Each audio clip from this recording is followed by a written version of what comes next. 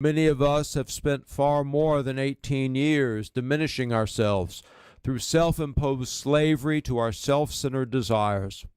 Now is the time to take deliberate steps to stand up straight spiritually as we pray, fast, give, repent, and otherwise reorient the desires of our hearts for purification and fulfillment in the Lord born for our salvation.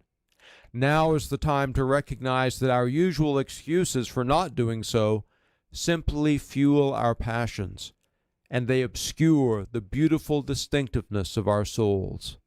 Now is the time to confess how we have fallen short of becoming who Christ calls us to be.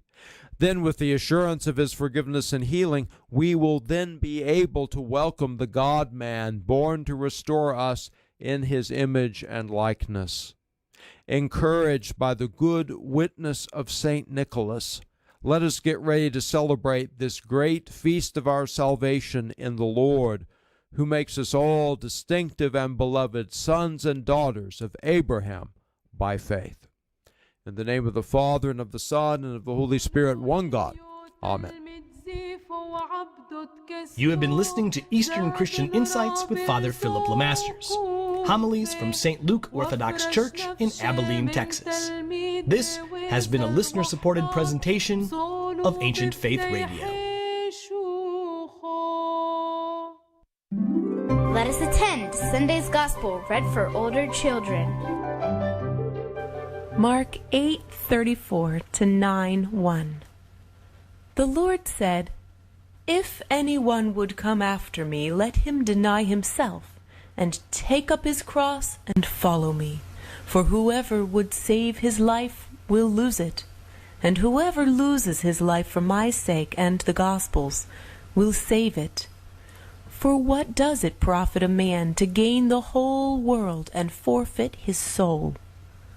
For what can a man give in return for his soul?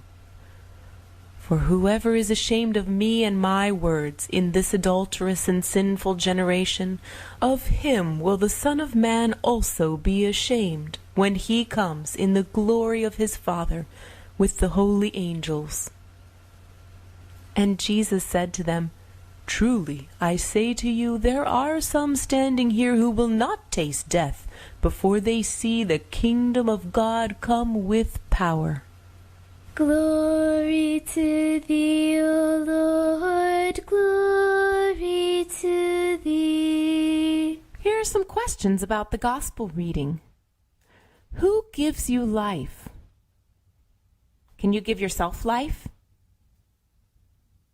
What do you think this gospel means when it says, "What can they give in return for their life?"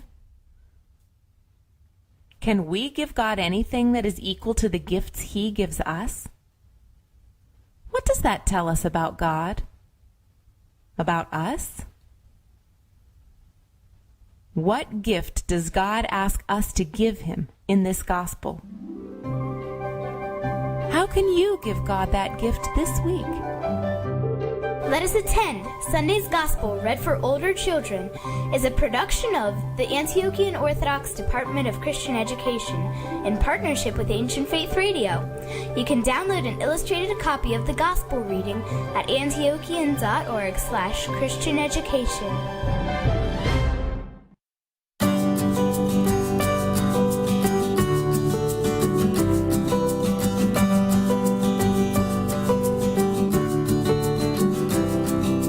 This is Everyday Orthodox with Elisa Bielatich, a live listener call-in show where we share the stories of everyday Orthodox people as we get to know the members of the body of Christ. Join the conversation. We invite you to call in with questions at 1-855-AF-RADIO, 1-855-237-2346.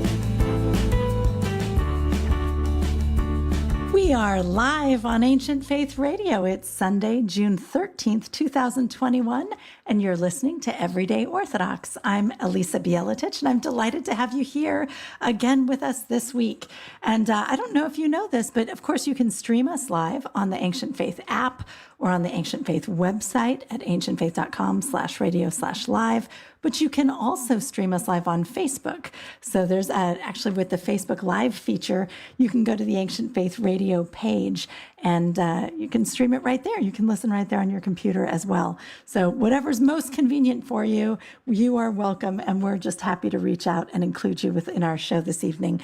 And of course, we're here every Sunday night, just connecting Orthodox Christians, just getting to know different Orthodox people from all around, sometimes around the globe, sometimes just around the U.S., but meeting people who worship in different jurisdictions. And we all speak different languages. We have slightly different traditions, but we're all Orthodox and we have so much in common. And it's such a blessing to get to reach out and meet people. So you're welcome to call in if you have any questions tonight. It's 1-855-AF-RADIO. And of course, tonight we have another exciting guest. I'm so excited to introduce you. Oh, I forgot to say Matushka Trudy. Matushka Trudy is producing tonight. She's right here. So she's taking your calls. So if you call in, you can say hello to Matushka and she'll patch you through and you can ask any questions you have. But tonight, I'm really excited about our guest. Her name is Dr. Anna Yalourakis. And that's, of course, a very Greek name. Anna's Greek. And she is the CEO of Philly Incorporated, or Philly Inc. And this is a group that supports, and I'm going to let her explain it because it's going to be better than I will explain it. But essentially, it's against sex trafficking. It's trying to end human trafficking one child at a time, specifically in India, actually, through an Orthodox group there. So it's very interesting, and I think you'll find it quite fascinating. And in addition, she's a dentist, and she's the president at St. Sophia Cathedral in Los Angeles. And she's a very busy and accomplished and wonderful woman, and I'm just so delighted that she has taken some time to join us tonight. I think you're going to really enjoy this. So, Anna, welcome to the program. Thank you so much, Elisa. I am so honored to be a part of your show and truly humbled to be talking with you and sharing continuously however the conversation may go. I'm delighted to have you here. I really am. And I'm just, I think I mentioned to you earlier, but I put up on announcements on our Facebook page for Everyday Orthodox every week saying, here's who's coming on. And it was so nice. There were several people who were like, oh, I know her. She's wonderful. So you're a very well-loved person, which I think is so nice. And I think I know why. But at any rate, they're quite kind. They're so quite kind. Tell us about yourself. Where were you born? Like, where does your story start? My story starts in Cleveland, Ohio. I was born in Cleveland in 1965, and I grew up in a very, very traditional Greek home. My parents emigrated from Greece in 1956 from a small town in the northern Macedonian area called Valvendos Kozani. And in 1965, from 65 to 70, our house was very centered around church. It was centered very much around the Greek culture and Greek language. I had a very happy childhood. We had some very, very Greek neighbors, and our Greek community was their actual Valvendos society was very strong and tight knit. So all of our friends were very Greek from the Valvendos society, and we connected with them. We played together. We were at each other's homes together. Sundays we went to church. We came home and we basically played continuously. When I was 4, we went to Greece for the summer, and I recall coming back not speaking any English. I don't think I really spoke English till I was probably about 5 years old. And to this day, I will, say some things backwards or some sayings backwards. My husband will say, that's not quite how that goes. But I think, in the translation from Greek to English, my mind still reverts back to that. But that is amazing. I just want to say, that's crazy that you were in a neighborhood there that was so Greek. Was it a big, I guess when you went to Greece for the summer, it was different in terms of, you've got the sea and all of that, right? Greece, of course, is beautiful, more than Cleveland, maybe, I don't know, in a different way, perhaps. But but you were already kind of living in a little Greek cluster, right? Is that right? That's So amazing. Yeah. So when we went back to the village, I remember, even though I was only 4, I remember it being a little bit of a culture shock. It was still a very small village up in the, northern mountainous area near Mount Olympus. And, the bathrooms really weren't up to standard the way we have them today. But there was something magical, I shouldn't say magical, but something really that intertwined the Greek culture within myself at that time. And I just connected to the village, my grandmother, my cousins, and that has never left me. It's always been a part of me and this stronghold to my cultural heritage. I think it really has connected me to and has that strong link to my family there that are still there. Absolutely. And I think that really is a powerful thing, because even though family can be so far away, we can be really tightly connected to them. It's almost a surprise, I think. I think for somebody who doesn't have family overseas, you might be surprised, because it's the same thing as having cousins here. It's really, Right. We can be very connected. That's lovely. That's really neat. So when you came back, you were 5. Yes. I assume now it's time to start school. You've kind of forgotten your English and you're feeling Right. totally Greek. Were you kind of wishing you were able to stay in Greece as a kid? You know what? I think I don't recall that part, but I know that life here was so very intertwined between the church and the activities. And then, of course, once we came back, we were immersed into Greek school. So life was very much about like our Greek friends and our American friends. It was very much intertwined behind Greek school and Sunday school and church activities. And of course, my parents' core knit and connections were the people from their same town. So that's who we associated with continuously for a very long time. Age 7 came and we were in Greek school, and then onward. I think it wasn't until maybe late elementary school, 5th, 6th, 7th grade, and into junior high that, started branching out into more of the, non-Greek social network, even though that was still strong. Then it was like different organizations that I started getting involved with in junior high, and then of course in high school and so forth, and then onward to college. So what sorts of organizations were interesting you at the time? Oh, I think in the 9th grade, I became involved at City Hall. It was a law and it was like a law, I wouldn't say a course, but it was something in like the political law field that they were bringing on a group of young kids and introducing them to city council. And That's cool. would be it was really cool.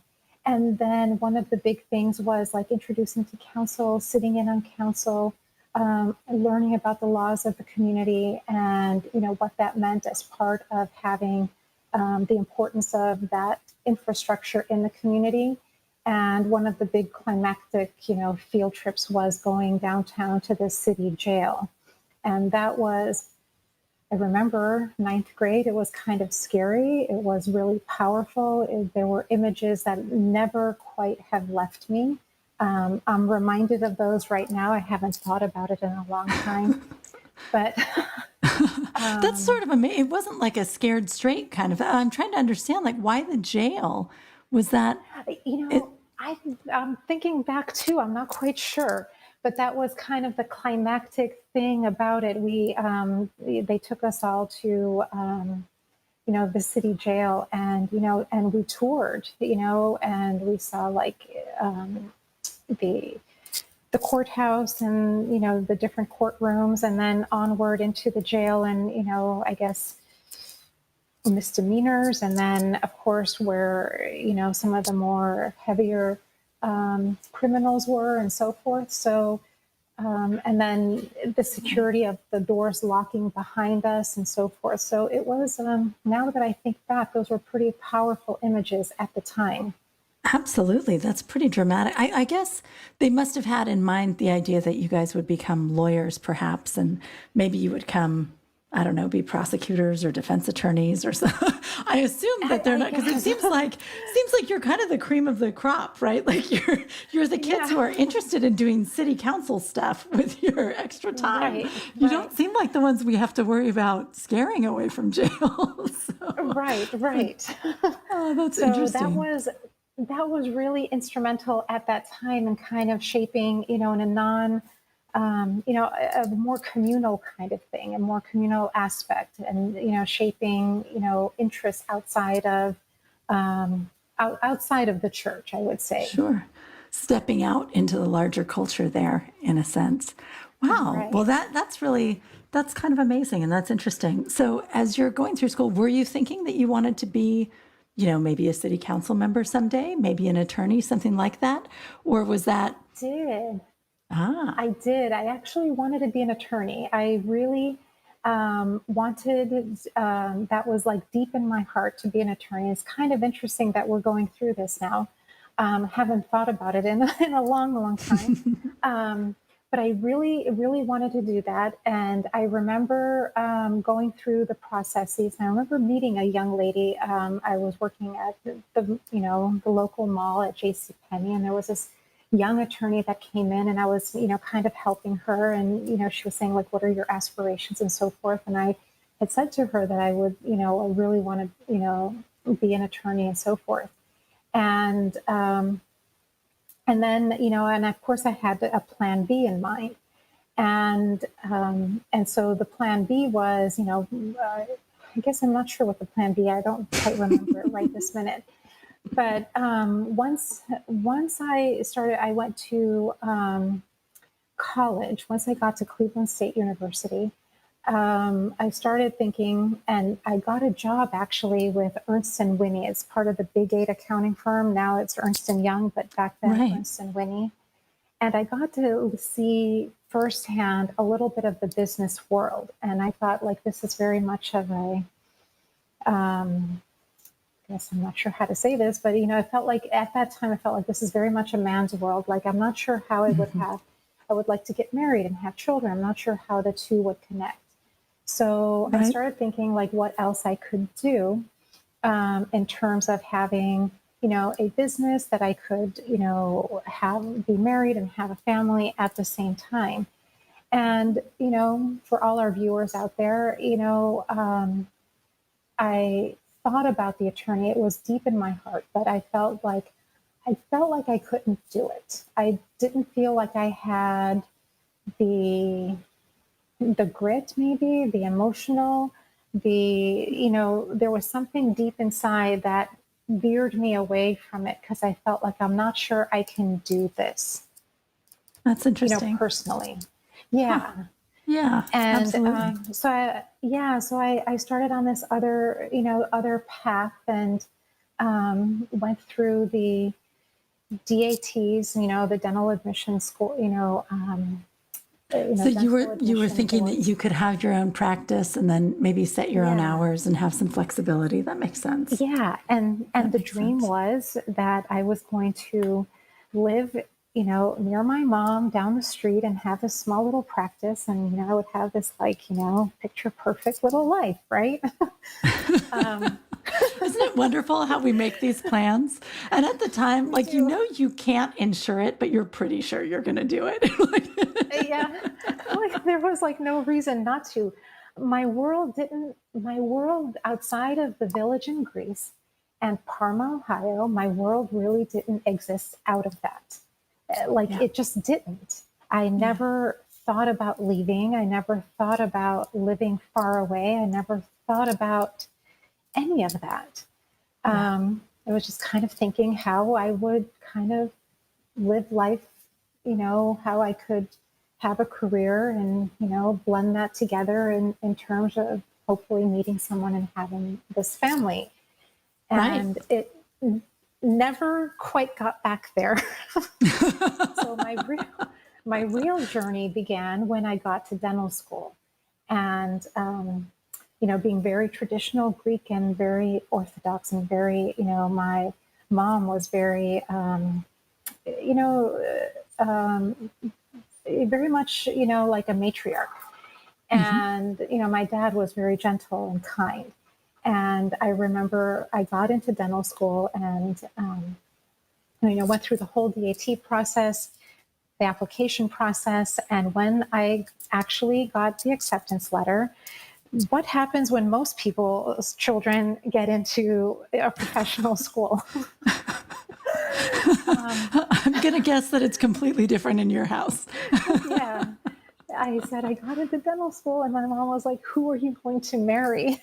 I thought, oh my God. Oh, no, be somebody. I guess someone who likes dentists? I don't know, Mom. Yes, I don't know, but maybe, somebody will, Maybe marry a me. nice Greek boy with clean nice teeth. Greek It's boy. going to be great. And I think in my mom's mind, that was probably like, yeah, like that's going to happen. Yeah. So I go to dental school the first year, and it's kind of like, okay, I'm doing this. The second year is when everything hit the fan. I felt like I'm in over my head. My family are these, really sweet, hardworking Greek people that just are really trying to support me. I lost, I would say at that time, I wasn't that, I was like, I think 115 pounds and probably lost 10 of it. So I was like down quite a bit. And I came home and I told my mother, I don't think I can do this. And once again, she said to me, you've begun to dance, you will finish. Well, so hold on a sec. So your family was really supportive.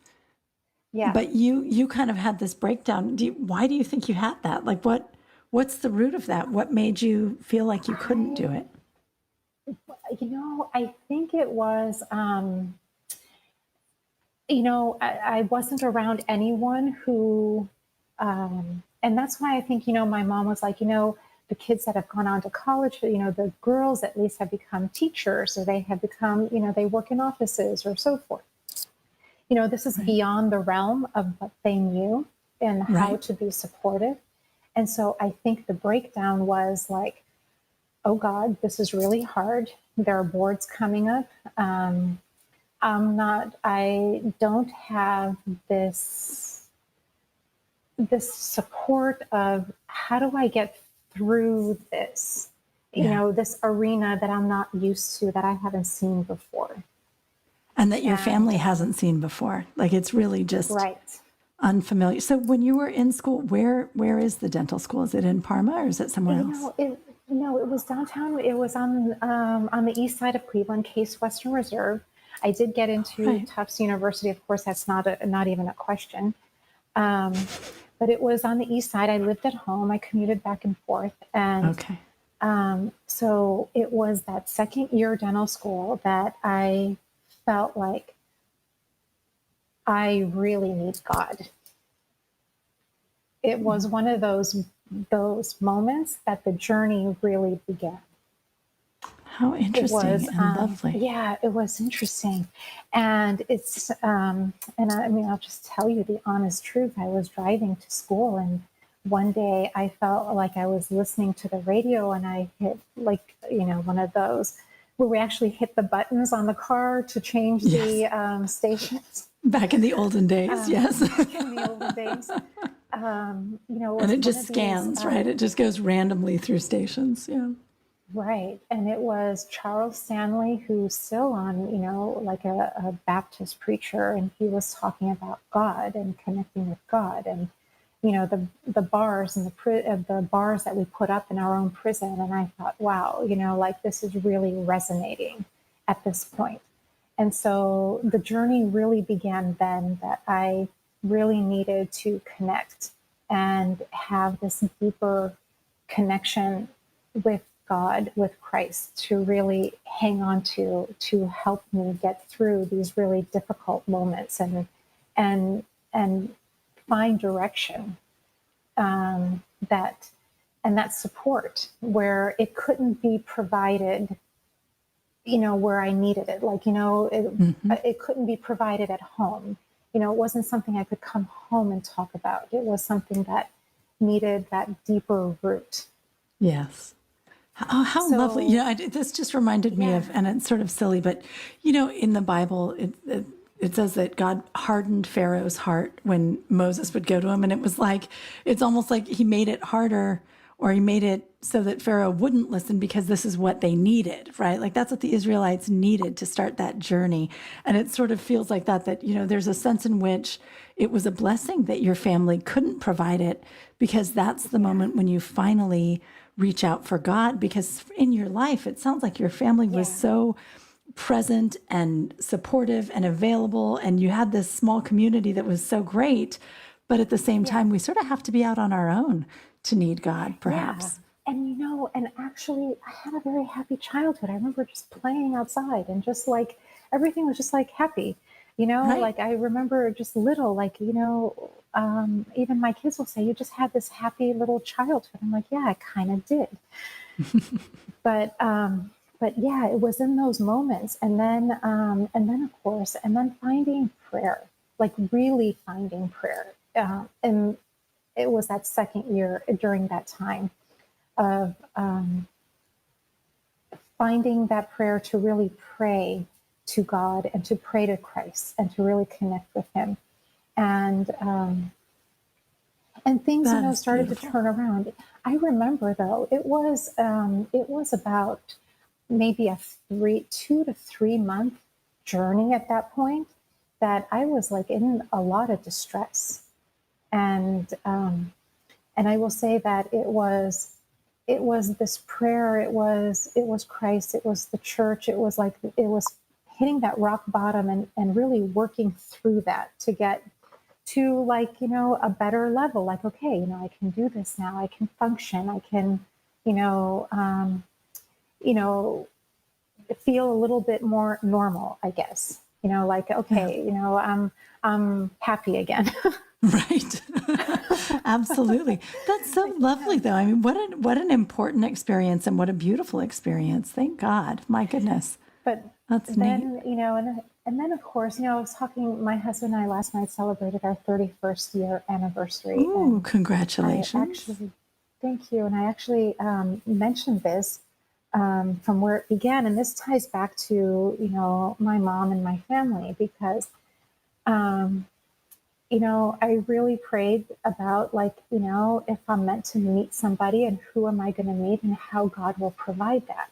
And I remember praying about that. And I remember my 3rd year in dental school. It was the beginning of the year. I was invited to this, prosthodontic, I'm not sure how I got invited, but I did, group that was interested in the more advanced restoration of teeth and so forth. And I got invited there, and I met this one young lady who's Serbian Orthodox, and we really bonded, and her name is Anna. And it was through her that I met my husband, Steve.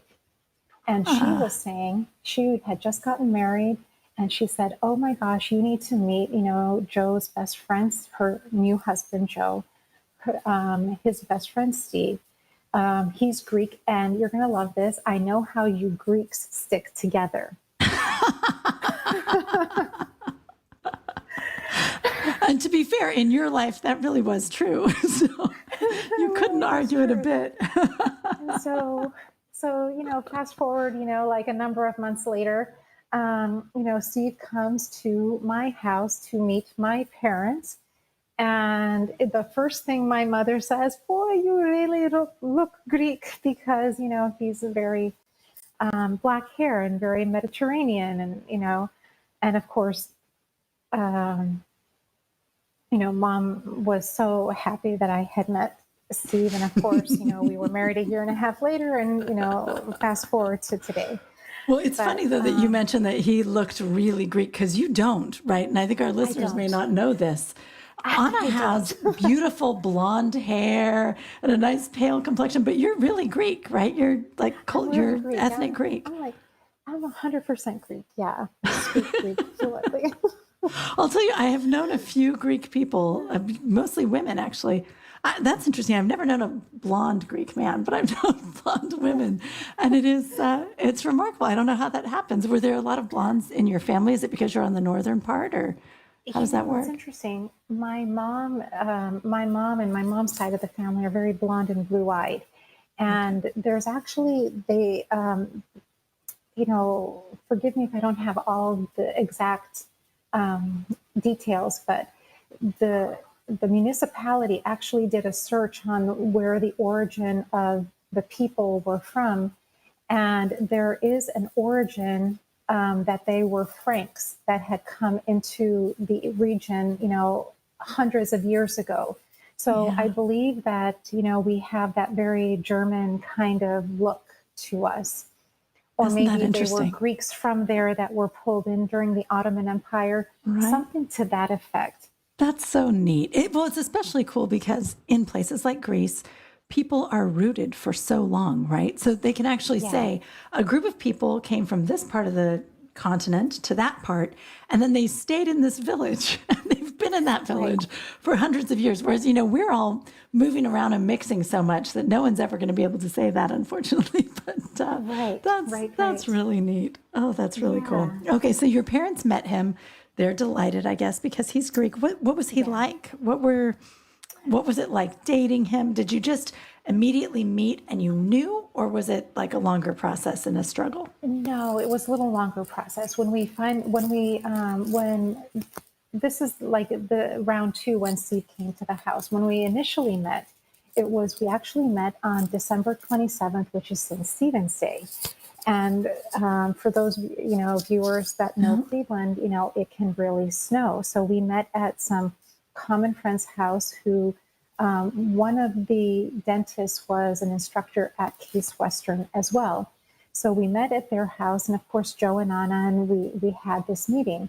Joe and Anna had left, and Steve and I stayed for a little while longer, but then the lights went out because there was a horrible snowstorm outside, like blinding snowstorm. So of course, there we sat, and Steve is a very dynamic, charming person with a very, wonderful personality. But at the time, he was a resident down in Nashville at Vanderbilt. He's a double degree oral surgeon, which means that he went to dental school, medical school, did his residency, and then he was on track, did a year of general surgery. So he was on track to do craniofacial plastics. And I knew at that point I would not, this was not the person for me. I thought, no. You knew that. You just knew. I just knew. And my, interesting. Wait, is that related to the craniofacial specialty? Was it that he was going to be a surgeon? He was going to be a surgeon, I'm just going to say he just was very confident. Oh, so not only was he going to be a surgeon, but he really kind of thought and acted like a surgeon. Well, he was a surgeon. He was heading, and very competent, and is very competent. And I will say, he says I give him too much credit, but it's the truth. His skill level is beyond, excellent with what he does. He really is an excellent surgeon. But when we met, I thought, oh no, I don't think this is. And my Indian friend, when, of course, we start going back to school that January, and of course, we're walking on ice and snow because there's no sidewalk because of one doesn't see the sidewalk in Cleveland for months on end. She said, well, how was it? Did you really like him? And I'm like, if I never see him again, I will be perfectly happy. Oh, no. Yeah. I was like, no, it's not a match. I don't think so. So then Steve called February. This was December. It was February. And he called and he caught me off guard. And I had no interest. And then he called back like a week later at the exact same time on a Saturday night. And he's like, I said to him, I'm like, well, this is a surprise. Like, you actually called me. And he was like, oh, yeah, I was thinking about you. I wanted to say hi. And then, of course, I didn't have much to say and got off the phone really quickly. And then the next weekend, he called back and he goes, well, I actually called back. Okay, now you've got my attention. So he would Well, and notably, he keeps calling you on Saturday nights, and so you're both clearly available on Saturday clearly nights. available. Right? Like, people are not that busy, so you've got some time to talk. So a few months of that went by, and we were having like the annual spring ball. The dental school had a ball, and he was like, so what's going on? What are Joe and Anna doing? And I'm like, I wasn't sure. I'm like, it's like the dental school ball. The dental school ball. You know what? If I watched a rom-com where this couple's going to the dental school ball, I'd be like, yeah, dental schools don't have balls. That's goofy. They do. Really? It was black tie, actually. It was like a real dress up. It was the real thing. This is awesome. Okay. And so I said, I'm like, oh, would you like to come? And he goes, back in the day, he's like, well, let me check the airlines. I'll call you right back. And I'm like, he goes, are Joe and Anna going to be there? I'm like, oh, yeah, they'll be there. I thought, oh, my gosh. He goes, well, let me check the airlines. I'll call you right back. Oh, so he's excited that you invited him to the ball. Yeah. And were you by this point excited that he's coming, or are you thinking I was, but I kind of threw it out there. And then I thought, well, I don't know what Joe and Anna are doing. And they'll come. So I called Anna, and she's like, oh, we're going to be in Columbus for this seminar. And I'm like, well, you need to come up here and do this because he said that he's coming up here. Did they do it? Did they come to the ball? They did. Oh, bless them. That's good friends. That's good friends. So that's when we met. And that's when he met my mom. My parents, both my parents. Yeah. And that's when, boy, you look really Greek, So from there, we always had this really strong connection on the phone. Like we were able to talk about just about anything on the phone. We had this like strong connection, and actually fast forward when, after, he would be late at the office and so forth, he would always call like right before he would come home, and we would literally talk about issues or what have you. So when he came home, it was more about like the kids or, the kids or whatever was going on in the home life. It wasn't about like what we needed to talk about. Right. And so it's interesting how fast forward, how the journey really begins, really progresses is, I'm in LA and have been here for the past 11 years with both my kids, and our home base is Tennessee. So, we can fill in the blanks, see this there running the practice, and still like it's the phone connection. So it's interesting how these certain things have, started from the beginning and are still like the through line thread. Isn't that interesting? Yeah, that you see it all the way through, that this has kind of always been a conversation that's based on, long conversations over distance. No, that's amazing. That's interesting. Okay. Well, so we're going to take a short break, and then we're going to come right back. And I want to remind our listeners that you can call us anytime at 1-855-AF-RADIO. That's 1-855-237-2346. And Matushka Trudy is right here. So you're welcome to call in and talk to her and maybe even be patched through to us. But we'll be right back with Dr. Anna Yallourakis in just a few moments. Everyday Orthodox with Elisa Bieletich will be back in a moment. Give Elisa and her guest a call at 855-237-2346. That's 855-AF-RADIO. No end of books these days offer us techniques for self-improvement. But in the newest release from the Ancient Faith store, Gratitude in Life's Trenches, Robin Phillips takes a different tack. He shows us that God meets us where we are, in the pain and heartache of the present moment. Instead of looking for a way to escape from hardship, we can cultivate an attitude of gratitude, peace, and self-acceptance that will transform our experience of suffering. Drawing on his own experiences and his work as a consultant in the behavioral health industry, as well as stories of saints and sufferers, teachings of the fathers, and recent discoveries in neuroscience, Phillips shows us that the journey to personal well-being is one we can all travel, regardless of the hardships we may face. To find this book and others like it, you can go to store.ancientfaith.com. Again, that is store.ancientfaith.com. We're back with Everyday Orthodox with Elisa Bielatich. Do you have a question for Elisa and today's guest? Call in now at 855-237-2346. That's 855-AF-RADIO. Here again is Elisa. And welcome back to Everyday Orthodox on Ancient Faith Radio. We actually have a caller who presumably has a question for Anna. Roberta, welcome to the program. And by the way, some of you may already know Roberta because Roberta Sardell was a guest right here on Everyday Orthodox. Roberta, welcome back, I should say. For Anna. Well, Excellent. Thank you. I'm sorry, I've got you listening on my... That's all right. Roberta, it's good to hear your voice. Thank you. And I'm really, I've never heard this story from Anna before, and so I'm quite interested. However, you had Maria Cu Silva on, and you had me on, and we never got to talk about Feely, and I was hoping that you would Yes. get to Feely with Anna. I know, it's terrible. We all get caught up in everybody's interesting stories, and then we never get a chance to talk about Feely. So ask Anna for me a question about Feely, and that way we'll get it going. Thank you very much. God bless you. Bye-bye. Oh, that's it. Thank you, Roberta.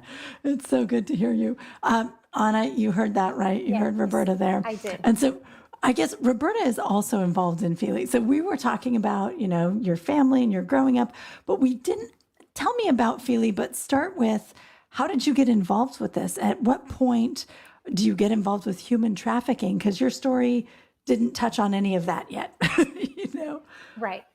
So when my daughter was born, when she was about 4 or 5 years old, I started packing up her little dresses and all these beautiful little dresses. And I had this vision in my heart, thinking that there's got to be a way to connect the love of people out in community with orphan girls. And I thought the best way to do that at the time was through this beautiful dress. So I started this in 2016. I didn't know anything about not-for-profits, but again, one step at a time through prayer. And every step of the way started this not-for-profit called Princess for Peace. And it was very new. I went through the 501c3 process. I started researching different organizations that would resonate with what Princess for Peace I felt was and where it needed to go. And one of the organizations that I reached out to was the Theotokos Girls and Boys Orphanage in Boxwar, India. And I thought, wow, this would be amazing to connect some beautiful dresses with these orphan girls in India. So being here in LA, and the time change is 12 and a half hours.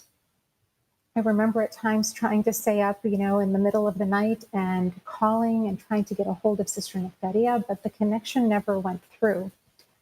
So I started moving towards Princess for Peace, and my husband was like, Anna, I really think you just need to start locally. And so I started with Maryvale here in LA and gathered dresses. St. Sophia Philoptochos was amazing. We gathered 100 dresses within a few weeks and took them down to Maryvale and dressed, little babies all the way up to high school girls. And sometimes the dress that was donated would be a size 0, size 2, and would fit perfectly on the young lady. So I feel that love that was connected really bridged. So when that project was done, I prayed to Saint Nectarios and I said, and to the Theotokos, but I said, please guide me to the next project. And within a few weeks, I get a call from Father Alan Boyd, who was the assistant priest here at St. Sophia, had now moved to his own parish in San Jose at St. Basil's. And Father Alan called me one day and he said, hey, Anna, do you know anyone down in LA who could help with this orphanage in India, the Theotokos Girls and Boys Orphanage, and it's led by Sister Nectaria. And I thought, wow, it came full circle. And right? Yeah. It came full circle. And so at that point, I Skyped with Sister Nectaria. She started talking to me about the orphanage. She started telling me about the children who were missions of charity, who didn't have names on their birth certificates, that they were found on the streets. The amount of human trafficking that took place when I started the orphanage, and they needed to do something, and they needed to help start saving the babies, the ones that were on the street, to take and do something with them.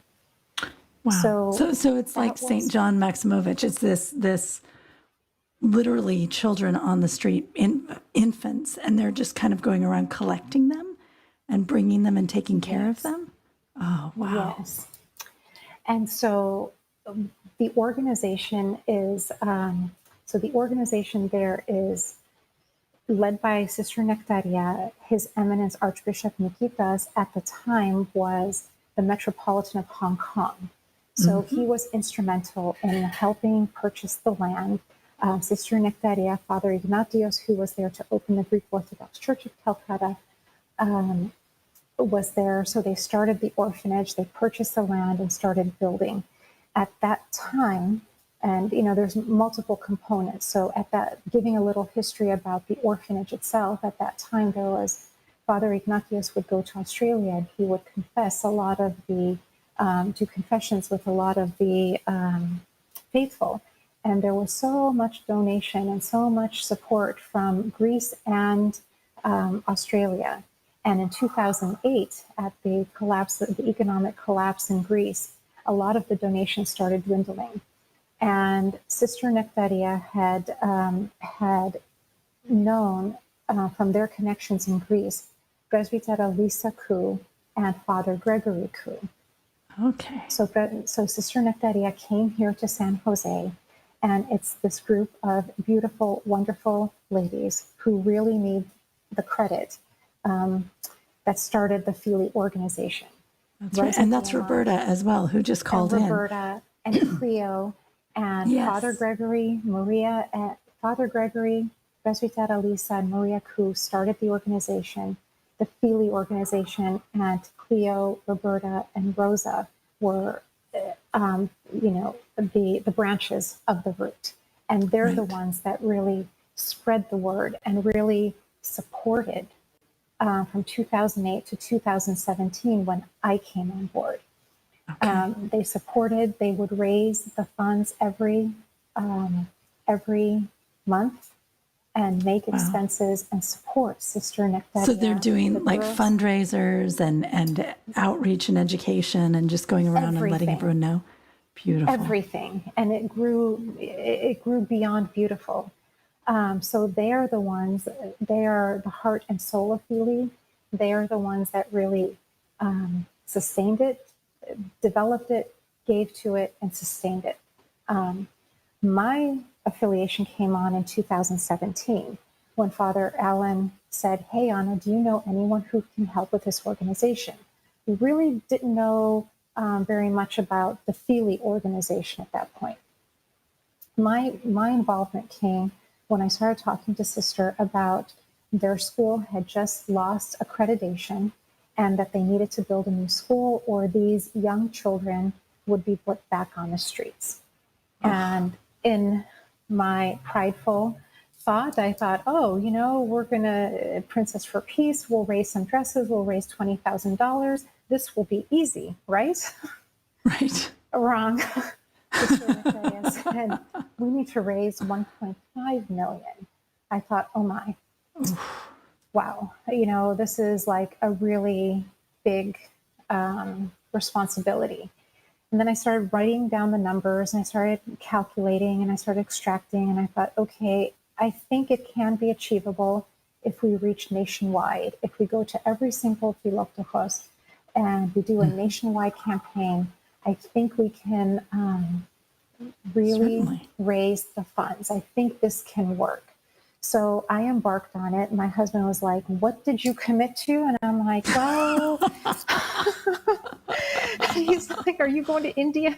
I'm like, well, Maybe. and, maybe. Well, it's such it's such a good cause. It's such an important and Right. beautiful thing. How do you say no to that? Well, from our lens at that point, it was a very skewed. It was very, all of my connection was to Sister Nectaria and that Skype call. I didn't know about the Feely organization. I didn't know the ladies very well. And, but okay. I felt in my heart, like, we really need to do this. So I started putting together a PowerPoint presentation, and my son, who is, they have production company here in LA, back in 2017 told me, he said, if you're in, I didn't ask him, but he said to me, if you're in, I will get a crew together. We can fly to India and do a documentary. He's like, I don't think you're going to be able to raise that kind of money on a PowerPoint. Oh, he's right. Yeah. And I'm like, okay. So Wow. one of his cinematographers, and who normally lives in New York, that day was 2 blocks down the street. Mark came over and he's like, I'm in. So within a month, we were all in India shooting the documentary. Way. Oh, Yeah, that's amazing. It went that quick. Wow. Okay, so I want to just note real quick. I'm putting a link to Feely on the Facebook page for Everyday Orthodox. Yes. Is there a website where people can go to see the documentary and learn more about Sister Nectaria and everything that's going on? Yeah, the documentaries are both on the website. I was just told today, again, I'm trying to make sure that the main documentary is functioning. I was told today, again, that it's not working, but stay tuned. Tomorrow I will call to make sure. But yes. These things are so painful. The internet is magical and terrible at the same time. Yeah. But Sister Nectaria has put her heart and soul, her whole story should be a documentary in and of itself, about her, how she, when she gave her heart and soul to Christ in monasticism, she had the burning desire during those first years to do mission work. And her spiritual father had said that this may be a temptation to leave the monastery. And so they dropped it. And after a few years, he asked her again during a confession. And she says, no, every time, we have Holy Communion, I have the burning desire. And he said, then it's from God. And so she was led out of the monastery to do mission work. And she was led in the early 90s to go to India to help Father Ignatius at the time translate, because he didn't speak English, to translate and help him open the Greek Orthodox Church there. And that's where the Theotokos Girls and Boys Orphanage was truly born, because the amount of the human condition was so broken at the time. She says that, she goes, what you see now is nowhere near what it was then, where they took the babies in to raise. So over the years, she has helped countless and countless of young girls and now boys, and transform their lives. And truly, this past year was an amazing blessing, because Sister had to leave because of her visa. Of course, the lockdowns, she was back in Greece, unable to get back. And through the donations of all the donors, there was the tragedy that hit last year was not only Sister Nectaria left, but Cyclone Amphan hit, and there was a lot of destruction to the orphanage. Oh, no. And truly, this is our Blessed Theotokos. She graced with multitudes of donations, and every part of those areas that were damaged were restored and beyond. So they have Glory to banana God. gardens and a fish pond that is, full of fish, and their gardens are flourishing. And most importantly, now we hope that Sister Nectaria can finally go back to the orphanage. Well, and of course, we know that in India, India has been, sort of strangely escaped trouble with COVID for quite a while, and then suddenly is now really beset with serious problems with the pandemic. Is that impacting the orphanage, or are they self-contained enough? How is that? They're self-contained. From the photos, she shares numerous photos. The photos are amazing. They look happy and well-nourished. Thank God. They don't look like they're affected. To me, they don't look, or to our organization, they don't look impacted internally. Thank God. Many blessings. Yeah. And so we hope that soon the school will open. The accreditation process is in the works.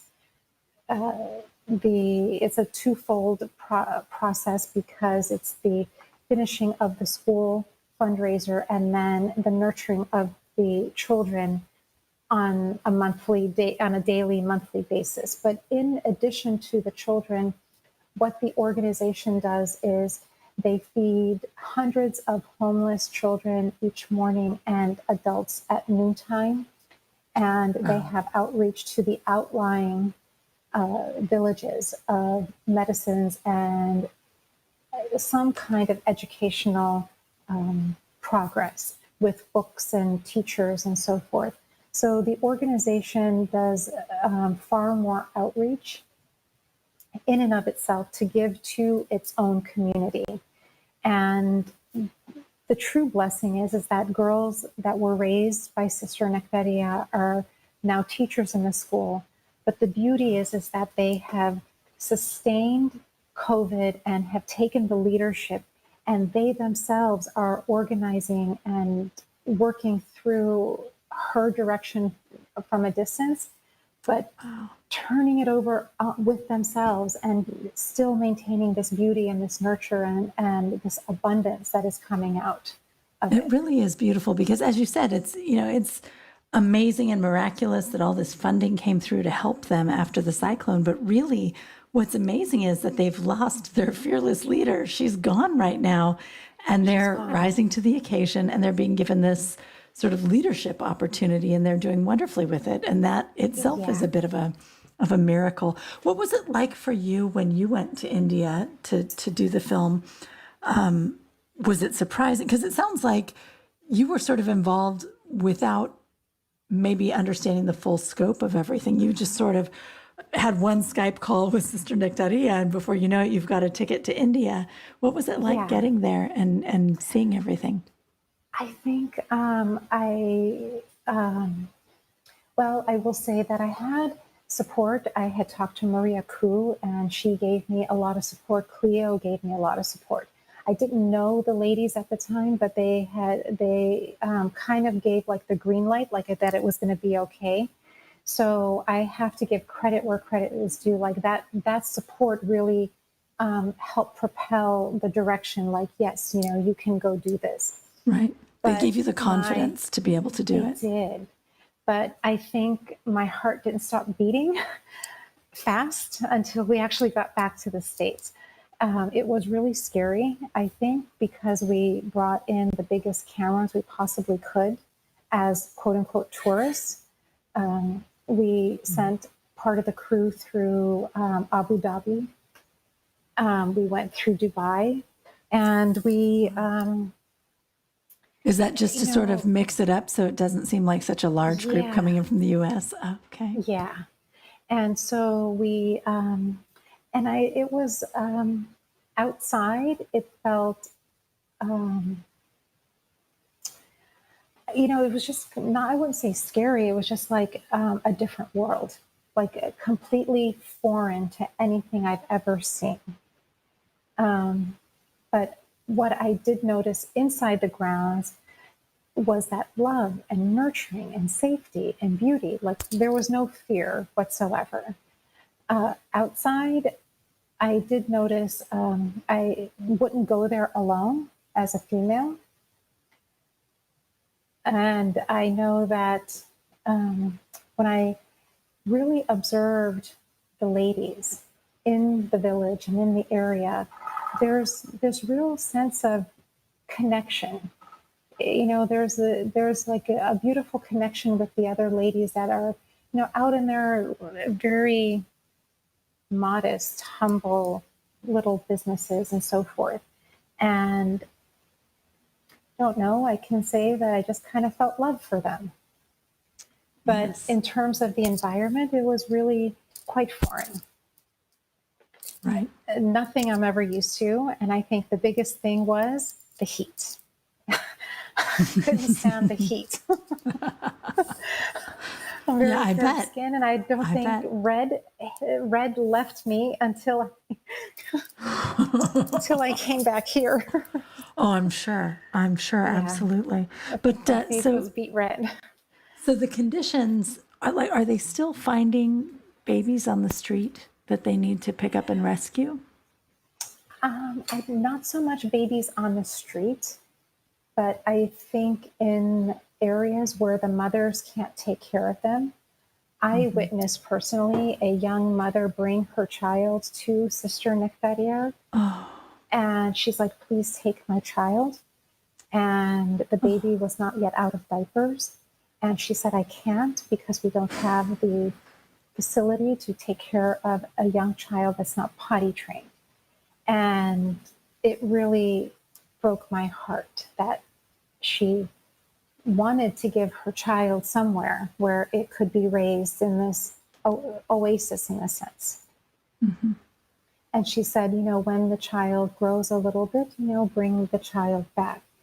But they honor her. They literally kiss her feet. They honor Sister Nectaria, the ladies. That's lovely.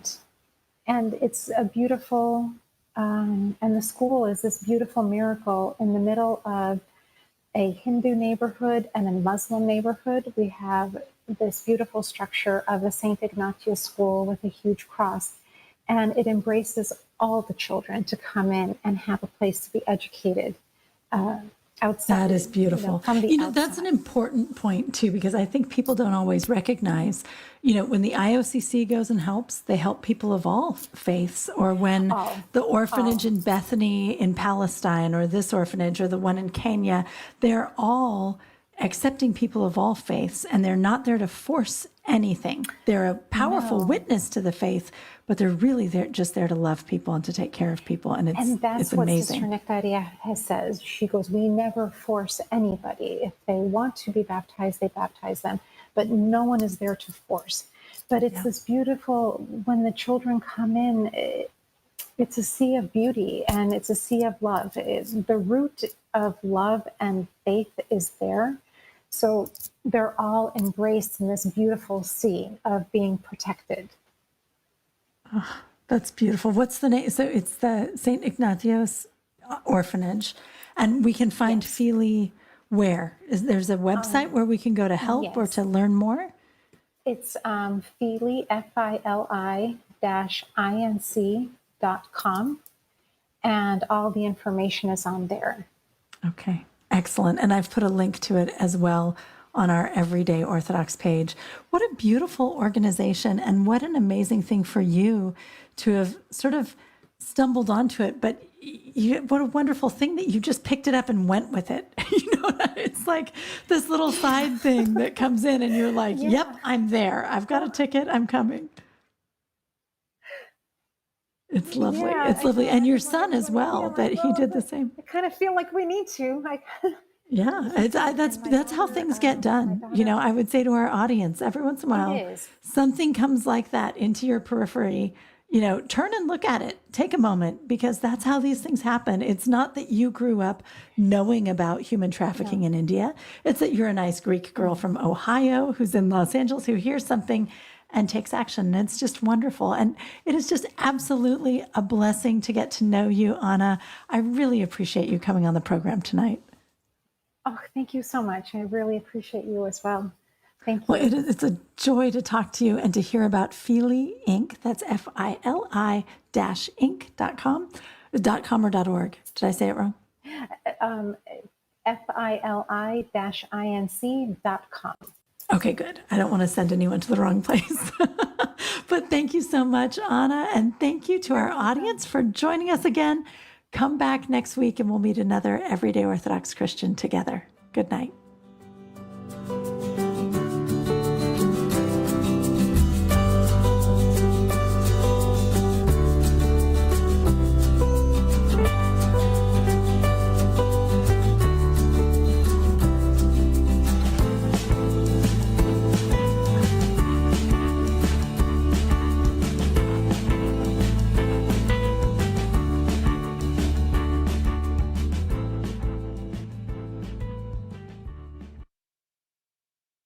Proclaiming Christ, victor over sin and death. You're listening to Ancient Faith Radio, your Orthodox Internet radio connection.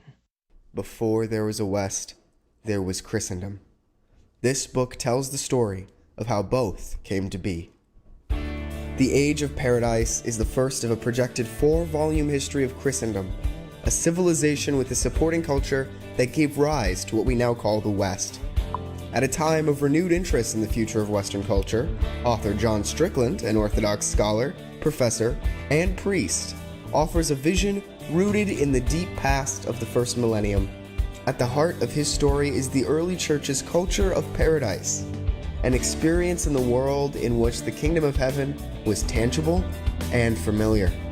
Drawing not only on worship and theology but statecraft and the arts, the author reveals the remarkably affirmative character Western culture once had under the influence of Christianity, in particular, Eastern Christendom, which served the West not only as a cradle, but as a tutor and guardian as well.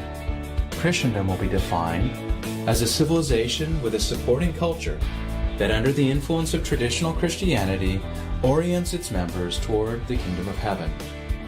To find this book and others like it, you can go to store.ancientfaith.com. Again, that is store.ancientfaith.com.